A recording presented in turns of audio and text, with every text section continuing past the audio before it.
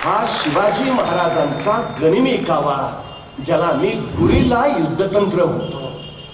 शून्यातनं विश्व उभा करणारा राजा, असं आम्ही महाराजांचं जे वर्णन करतो ना, ते एवढ्यासाठी. हाताशी फौज नाही, साधनं नाही, संपत्ती नाही, तरीही 1 कोट होणांचं राज्य या राजानं उभा केलं. शून्यातनं विश्व उभा करणारा राजा. आमचं अवघड झालं. महाराज शून्यातनं विश्व उभा करतात, आमच्याकडे सगळं रेडीमेड तयार आहे, तरी आमच्या हातून काही होत नाही. नाहीतर एखाद्याला ढाल द्यावे, तलवार द्यावे, एवढंच काय त्याला घोड्यावर घेऊन बसवावा, त्याच्या पुढे जाऊन त्याला रानात घेऊन सोडावा, मग म्हणावं लेका आता तरी लढ, तरी पट्ट्या निवांतच. अरे लडके लढू कसा, एक हातात ढाल आहे, दुसऱ्या हातात तलवार आहे, दोन्ही हात एंगेज आहेत, लढणार कसा? अरे मग निदान पळून तरी जा. पळू तरी कसा? घोड्यावर बसली दिसत नाही का? जो बाजूनी अडचण आहे. मुंगी बघितली? मुंगी ती मुंगी केवढीशी, तिचं डोकं केवढं असं, डोक्यातला मेंदू केवढा असा, तरी पण त्या मुंगीला बरोबर कळतं कुठल्या गावातल्या कितव्या आलीतल्या, कितव्या घरातल्या, कितव्या खोलीतल्या, कितव्या कपाटावरच्या, कितव्या फळीवर किती नंबरचा साखरेचा डबा आहे. सांगावं नाही लागत, रस्ता नाही दाखवावं लागत. मुंगी कणबरच असते, पण मनभर साखर फस्त करते. मराठे सुद्धा कणबरच होते, पण मनभर मोगल उद्ध्वस्त केले, तर या निश्चयाच्या आणि निर्धाराच्या बळावर. महाराजांनी 1 कोटी मिळवली, आता पार्टी नाही हो.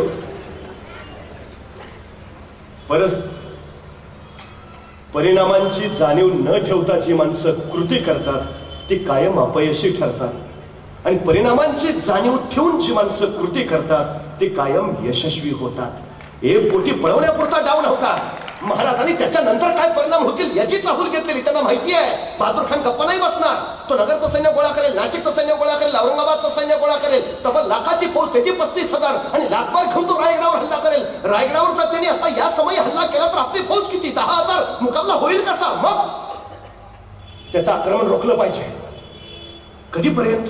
आपलं सैन्य परत येईपर्यंत. आपलं सैन्य गावातून परत कधी येणार? पावसाळा संपल्यावर, म्हणजे 4 महिन्यांनी. म्हणजे 4 महिने बहादूर खानाचा रायगडावरचं आक्रमण रोखलं पाहिजे. सुरू झालं राजकारण. आणि महाराजांनी मग आपला वकील काझी हैदर तो पाठवून गेला बहादूरगडावर. काझी हैदर बहादूर खानाची भेट घ्यायला आले, पण बहादूर खान भेटच घेणार. ते बाबा बनवतात फार. राजकीय वकिलाची भेट घ्यावी असा राजनैतिक नियम आहे. नाही लाजाने त्याला भेटावं लागलं. मग ते काझी हैदर आले. बहादूर खानाने विचारलं, हा क्या है? मग काझी हैदर साहेब म्हणाले, हुजूर, आपल्यावर कोसळलेल्या प्रसंगाची आम्हाला तीव्र जाणीव आहे. अशा दिवसा ढवळ्या 1 कोटी हातातून जाणं याचं दुःख साधं नाही, पण हुजूर चुकून झालं. It's an accident. अपघात होता तो. आमच्या महाराजांना तुमच्या शक्तीची जाणीवच झाली नाही, आणि म्हणून घडलं चुकून. पण जशी तुमच्या शक्तीची जाणीव झाली, आमच्या महाराजांना प्रचंड पश्चाताप झाला. 3 दिवस आतल्यात जळतायत होते. 3 दिवस झालं जेवले नाहीत. शेवटी आज आम्हाला म्हणाले, काझी साहेब तुम्ही स्वतः जा, बहादूर खान साहेबांना सांगा की आम्ही विनाअट विनाशर्त तुम्हाला 10 किल्ले द्यायला तयार आहे. संभाजीराजांना तुमच्याकडे चाकरला पाठवायला तयार आहे. आणि हुजूर तुम्ही म्हणाल तेव्हा, तुम्ही आदेश द्याल तेव्हा आमचे स्वतः महाराज 10,000 फौजेनिशी तुमची सेवा करायला यायला तयार आहेत. एवढं ऐकलं तसा बहादूर खानानं उडीच मारल्या. 10 किल्ले विनाट. संभाजी महाराज मग आताच घेऊन यायचं ना संभाजीला. मग शिवाजी महाराज कधी येत आहेत? काझी साहेबांना कळलं, मासा गळाला लागला. मग काझी साहेब म्हणले, नाही हुजूर, हे आमचे महाराज सगळं तुम्हाला देणारच आहे, देणारच आहे. फक्त आमच्या महाराजांची एक छोटीशी अट आहे.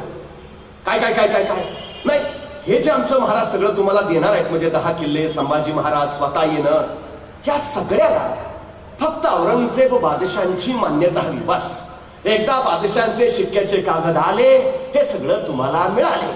बहादूर कमला त्यात काय दिलं दिलं दिलं. बरं, आता आजच्यासारखी पद्धत नाही, लगेच औरंगजेबाचा मोबाईल नंबर फिरवला, हा बादशाहजी आलेत वकील महाराजांच्या, देतो म्हणतात 10 किल्ले संभाजींना पाठवतायत, महाराज स्वतः येत आहेत. हो नाही, फक्त शिक्क्याचे का ईमेल करताय, व्हॉट्सअपच पाठवून द्या. नव्हता हो काळ तसा. काय हवंय हे माहिती घेऊन इथून सांडणी स्वार आग्र्याला जाणार. त्याला पोहोचायला लागणार 2 महिने.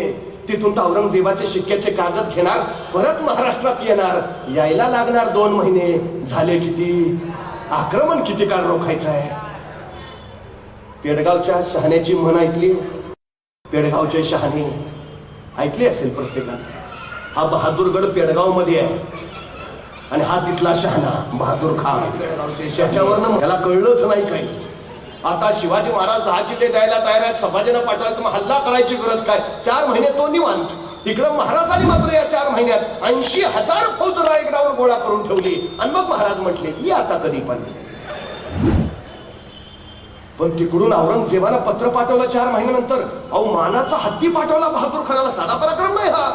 अहो दख्खन घ्यायला आलेले सरदार एक खण घेता आला नाही त्यांना. औरंगजेबाच्या कुठल्याही सरदारला गड जिंकता आला नाही महाराजांचा. आणि या बहादूर खानानं 10 किल्ले ऐके मिळवले. केवढा मान सन्मान औरंगजेबानं केला. मानाचा हत्तीच पाठवला. बघितल्यावर बहादूर तर काय बेफाम खुश. त्यांनी लगेच आपले 2 वकील त्यांना सांगितलं, हे शिक्क्याची कागद घ्या, पहिली रायगडावर जा, ते घेऊन या 10 किल्ले, संभाजी महाराज काय काय देताय ते पटकन. मग बहादूर खानाचे वकील रायगडावर गेले. महाराजांनी भेटायला बोलावले. मग महाराजांनी विचारलं काय आहे? नाही, ते तुमचे वकील आले होते आमच्याकडे. कोण? ते काजी हैदर. कशाला? ते तुम्ही नाही का आमची एकोटी पळवली? कधी? अहो तुमचे ते हंबीरराव आलते. कुठं? आमच्या बहादूरगडावर. कशाला? अहो एक कोटी पळवायला. कुणाचे? अहो आमचे पळवले ना. त्याच्यानंतर तुमचे वकील आले. मग ते म्हणले 10 किल्ले देतो, संभाजी महाराजांना चाकरला पाठवतो. तारणी सुटले महाराज. तुमच्या त्या बहादूर खानानं तलवारीचा साकुटला ते दिमाग दाखवा मास की आमचा पुत्र धडावा त्याच्याकडे तुरंत चालते व्हा, नाहीतर अपमान पावाल. मान खाली घालून गेले वकील. तिकडे बहादूर खान वाटच बघत होता. जसे वकील आले तसा पुढे गेला. क्या क्या क्या क्या हुआ? वकील म्हटले पुन्हा फसवलो. डोकं मारून घ्यायची पाळलेली बहादूर खानाची. बरं करतो का? त्यात सगळं कळवलंय औरंगजेबाला. शिक्क्याचे कागद आता काय? या बहादूर खानानं प्रामाणिकपणे परत सगळं औरंगजेबाला कळवलं की त्या शिवाजीने आम्हाला परत फसवलं. एवढं कळाल्यावर औरंगजेबानं या बहादूर खानाला खरमरीत पत्र लिहिलं. ते खरमरीत पत्र खरं तर आम्ही आमच्या पोरांच्या पाठ्यपुस्तकात छापायला पाहिजे. औरंगजेब लिहितो, अरे तुम्ही माझे सरदार, इथून प्रचंड खजाना घेऊन जाता, अफाट बचमियत घेऊन जाता, बलाढ्य सैन्य घेऊन जाता, तिथे त्या सह्याद्रीच्या दऱ्याखोऱ्यात त्या शिवाजी राजाबरोबर लुटूपुटूच्या लढाई खेळता आणि नंतर मला कळवता त्या शिवाजीने आम्हाला फसवलं. अरे तो शिवाजी तुम्हाला फसवतो तरी कसा आणि तुम्ही फसता तरी कसे?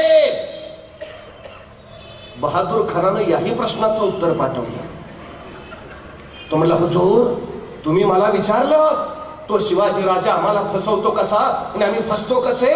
हुजूर तो शिवाजी राजा आग्र्यात सुद्धा आला होता, तुम्हाला कसं फसवलं? आम्हालाही तसंच फसवलं. आपल्या पुऱ्या हयातीत औरंगजेब चुकून महाराष्ट्रात आला नाही. त्याला भीती होती. अहो सरदारांचा पराभव झाल्यावर किमान त्यांच्यावर रागावता तरी येते. पण शिवरायांनी आपलाच पराभव केला तर रागवायचं कुणावर? चुकून नाही आला तो. मी जाणीवपूर्वक विधान करतो. छत्रपती शिवाजी महाराज हे 17व्या शतकातले आंतरराष्ट्रीय कीर्तीचे सेनापती आहेत. जगात तुलना नाही, आंतर जगात नाही, अजिबात नाही. जगात जेवढे जेवढे सेनापती होते, जेवढे जेवढे बलाढ्य योद्धे होते, महाराजांनी त्यांचा सपशेल पराभव केलाय. सपशेल. महाराजांच्या 50 वर्षाच्या कालावधीत त्यांच्या समोर जे जे शत्रू आले त्यातले फक्त 2च भारतीय होते, फक्त 2. बाकीचे उरलेले सगळे परकीय परदेशातले होते. त्यांच्या त्यांच्या देशातले मानांकित सेनानी होते. फक्त 2 इथले. एक अफजल खान, तो भारतीय आहे, या मातीतला आहे तो.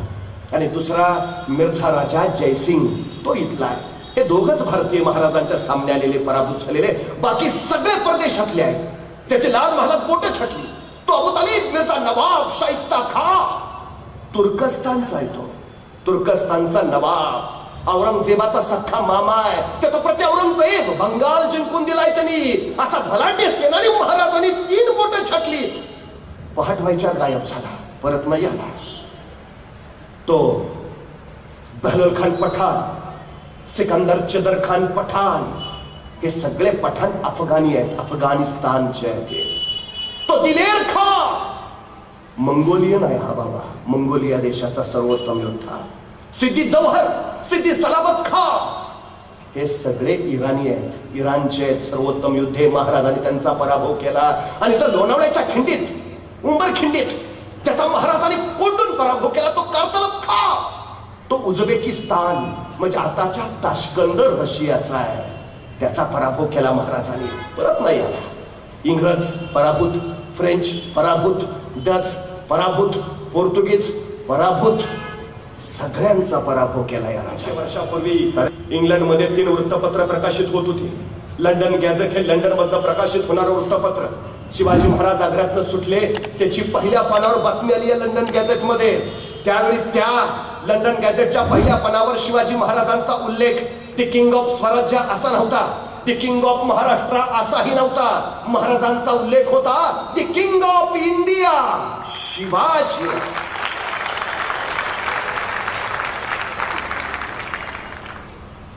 सर्वोत्तम सगळ्या क्षेत्रातला राजा. मी वारंवार सांगतो, विष्णू शास्त्री चिपळूणकर एका ठिकाणी असं म्हणाले होते की मी मराठी भाषेतला शिवाजी आहे. म्हणजे शिवाजी नुसतं नाव नाही, शिवाजी नुसतं कर्तृत्व नाही, शिवाजी नुसतं नेतृत्व नाही, तर शिवाजी हे सर्वोच्चतेचं परिमाण आहे. मला काय व्हायचं आहे? माझ्या क्षेत्रातलं शिवाजी व्हायचं आहे, सर्वोत्तम. बस मी शेती करत असेल अशी शेती करेन की जिल्ह्यानं म्हटलं पाहिजे नाद नाही करायचा, हा शेतीतला शिवाजी आहे.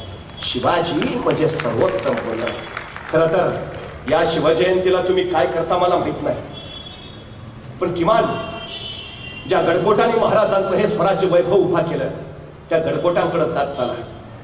तुम्ही तिथं गेल्यावर तुम्हाला किती आनंद होईल हे मला माहिती नाही, पण तुम्ही तिथं आल्याचा त्या गडकोटांना मात्र नक्की आनंद होईल एवढं मात्र सांगतो. अहो, गेल्या महिन्यात बांधलेला पूल मागच्या आठवड्यात ढासळला आणि लोक विचारायला लागली काय मिक्सर वापरलं होतं कुणास ठाऊक. पण 350 वर्षापूर्वी महाराजांनी बांधलेले गड मात्र अजून जसेच्या तसे आहेत. लोक विचारतात महाराजांनी काय मिक्सर वापरला असेल कुणास ठाऊक. खरं तर मिक्सर काय वापरला असेल खरंच कुणास ठाऊक, पण त्या मिक्सर मध्ये प्रामाणिकपणा होता एवढं मात्र नक्की. त्या मिक्सर मध्ये इमानदारी होती एवढी मात्र नक्की. तो प्रामाणिकपणा बघायचा असेल तर त्या गडकोटांकडे जरूर जा. इमानदारी जाणायची असेल तर त्या गडकोटांकडे जा. तिथला मातीचा एखादा ढेकूळ कधी हातात घ्या, पाण्यात टाका. त्या पाण्यावर जो तवंग उठेल तो तवंग सुद्धा या मातीसाठी खर्ची पडलेल्या मावळ्याच्या रक्ताचा असेल. तिथला पत्तर ना पत्तर माझ्या मावळ्याच्या जीवनाची चित्रकथा सांगेल मातीसाठी कसं लढावं, कसं जगावं आणि कसं मरावं. ही तीर्थस्थान आहे, तो आमची प्रेरणास्थान आहेत आमची. मी परवा पुण्यात होतो एका किल्ले स्पर्धाच्या उद्घाटनाला. माझ्या आधी एक जण बोलता बोलता म्हणाले मी राजस्थानला गेलो, आहा काय तिकडचे महाल, काय जपलेत त्यांनी. त्या उत्तरेतले गडकोट जसेच्या तसे काय ठेवले.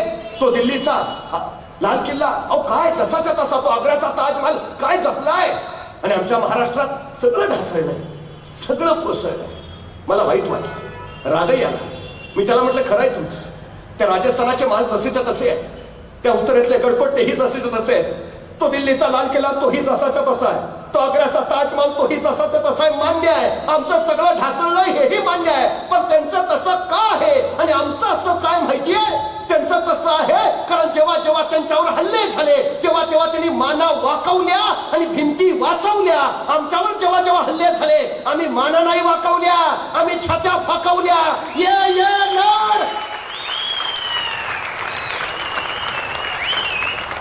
त्यांच्या महाराजांमधनं फक्त नुपुरांचे झनत्कार आणि पैंजनाचे स्वर निनादलेत. माझ्या भिंती मधनं हर हर महादेवचे जागर झालेत. त्यांच्या भिंतीमधनं मद्याचे प्रवाह व्हायलेत आणि माझ्या भिंतीमधनं रक्ताचे पाठ धावलेत.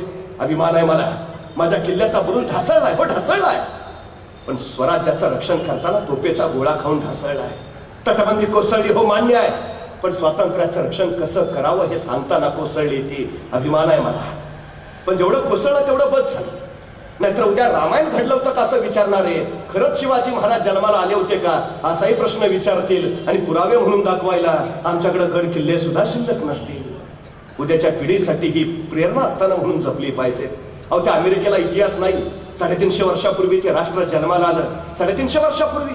पण 350 वर्षापूर्वीचा दगड सुद्धा त्यांनी काचेत ठेवलाय दगड त्यांनी. का 350 वर्षापूर्वीचा आहे दगड काचेत, का 350 वर्षापूर्वीचा आहे. अहो त्यांनी दगडाची स्मारकं केली, आम्ही स्मारकांची दगड करून टाकली.